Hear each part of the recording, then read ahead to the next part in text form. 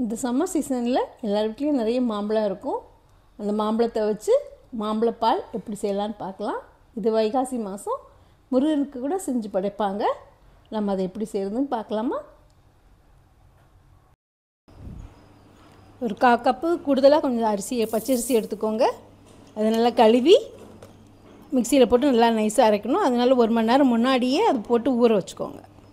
ஊற வச்சுருந்தோம்ல அந்த அரிசியை மிக்சியில் போட்டு நல்லா நைஸாக அரைச்சி எடுத்துக்கணும். இந்த அரிசியை இந்த அளவு நல்லா நைஸாக அரைச்சி வச்சுக்கோங்க.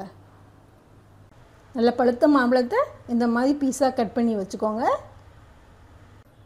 நம்ம கடாயில் நம்ம வெட்டி வச்சுருந்தோம்ல அந்த மாம்பழத்தை அப்படி போட்டுக்கிடும். போட்டுட்டு கொஞ்சம் தண்ணி விடணும், ரொம்ப விடக்கூடாது. கொஞ்சம் தண்ணி விட்டு கொஞ்சம் வேக வச்சுக்கலாம்.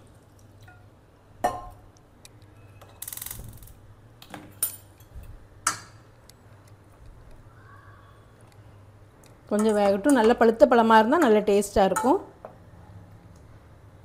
கொஞ்சம் வேகட்டும். இந்த மாதிரி நல்லா கொதித்து கொஞ்சம் பாதி வெந்தால் போகிறோம். அதுக்கப்புறம் நம்ம சர்க்கரை விட போகிறோம். நம்ம வெல்லம் கரைச்சி எடுத்துக்கலாம். அதுக்கு கொஞ்சம் பேனில் வெல்லம் போட்டு கொஞ்சம் தண்ணி ஊற்றிக்கோங்க.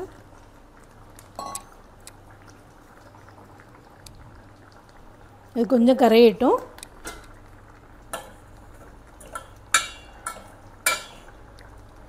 இந்த அளவு நல்ல வெல்லம் கரைஞ்சோடனே நம்ம அதை எடுத்து மாம்பழத்தில் ஊற்றிக்கலாம். மாம்பழம் பாதி வெந்த உடனே தண்ணியில் வெந்த உடனே நம்ம வெள்ளை கரைசத்துக்குள்ள அதில் விட்டுடலாம். இதிலே கொஞ்சம் வேகட்டும்.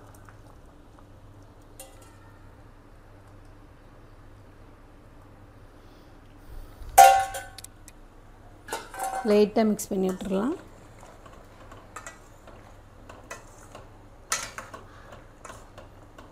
கொஞ்சம் வேகட்டும். ஒரு 5 minutes 5 to 3 to 5 minutes ஆகும். அது வேகட்டும். நம்ம மிக்சியில் அரைச்சி வச்சுருந்தோம்ல அந்த அரிசி இதில் விட போகிறோம். அது கிண்டிகிட்டே விடணும், இல்லைன்னா கட்டி ஆயிரும். அப்படியே கிண்டிக்குவோங்க விட விட. இது திக்னஸுக்காக வேண்டி தான் விட்டுறோம்.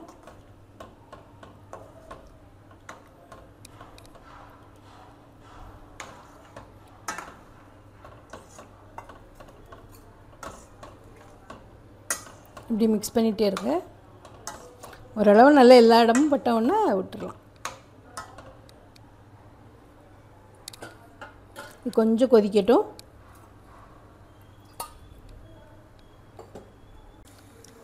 கடைசியாக தேங்காய் பால் விட போகிறோம். நீங்கள் தேங்காய் அரைச்சி தேங்காய் பால் எடுத்துக்கோங்க.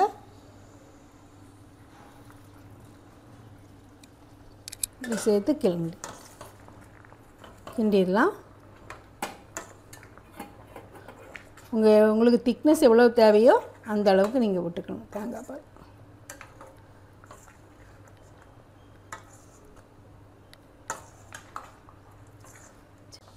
இப்படி ரொம்ப திக்காக இருந்துச்சுன்னா கொஞ்சம் தேங்காய் பாலோ இல்லைன்னா தண்ணியோ விட்டுக்கோங்க.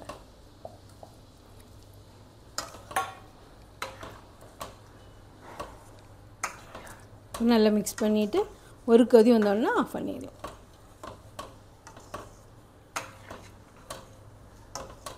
அப்புறம் நம்ம ஏலம் சுக்கு பவுடர் போடுவோம். ரெடி ஆயிடுச்சு. நம்ம இப்போ ஏலம் சுக்கு பவுடர் போட்டுக்கலாம். அப்புறம் ஒரு ஸ்பூன் நெய்யும் விட்டுக்கலாம், நல்லா டேஸ்ட்டுக்கும் மணத்துக்காக வேண்டி. அப்புறம் எல்லாம் சேர்ந்து இப்படி மிக்ஸ் பண்ணி விட்டுக்கலாம்.